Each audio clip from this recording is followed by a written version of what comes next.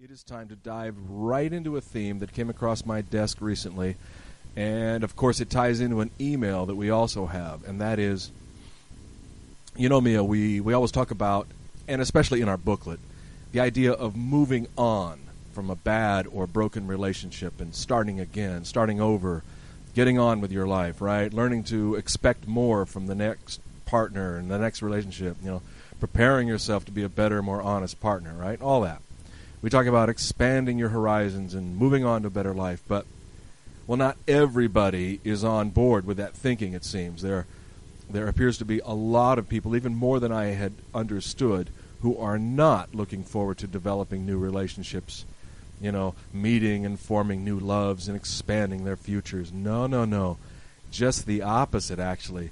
And there is a trend I am beginning to pick up on lately, and maybe this is just a common trait. All sorts of people do it.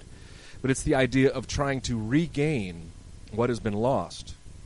You know, people going backwards into the past of their lives rather than proceeding merrily forward.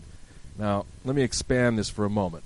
We or maybe I should probably say, I like to criticize psychology and its demand that we analyze and break everything in our lives apart and focus on our past in order to understand and move forward, right? All that crap.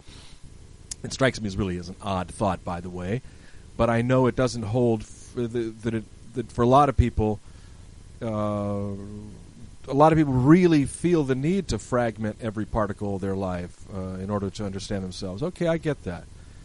But moving to my point, and as a student of relationship advice and a careful watcher of all the experts out there, I am seeing a lot of people doing all sorts of crazy things in order to recreate something that is no longer in their lives. Now, before I get on to an email or two, do you have any thoughts you want to add to this? Recreating, why is the past called the past and the present a present? Exactly because what it says, right? Today is a new opportunity for us to live a new life and a new moment. Things that have not worked in the past are all lessons for us to learn. We have things to learn from the past. We all make mistakes, but try to get things back to the past alive very rarely ever works. If it didn't work in the past, why shall I work here? Because you're a little more mature, older, have a little more security. If the person did not handle you well when you're immature, when you didn't have money, do you really want to be with the person now that the things have improved a little? Is that the person who you want to be? Or do you want to move on and give an opportunity for a new person to show into your life when you are the way you are and they're going to accept you the way you are? Of course, it's always easier to love somebody who's stable with money and has a better life, right? But if somebody could not work out when you are in the worst of a situation, why should you give a chance for that person again? Well, also, aren't you selling yourself short? Aren't you disrespecting yourself by saying, in effect, boy, I'll never get what I just had, and I've got to go back and get it? I mean, you're telling yourself that I'm not capable of anything better. Yeah, right? You are not trusting yourself, and you're not giving yourself a chance. You thought, well, she was great. And a lot of times people don't want to deal with new complications, get to know somebody. Well, new is frightening, right? That's all the new and fun things about a relationship. Is somebody new. You need to learn about their ways. It takes a while. I understand, the older you get, sometimes you don't have patience for those things.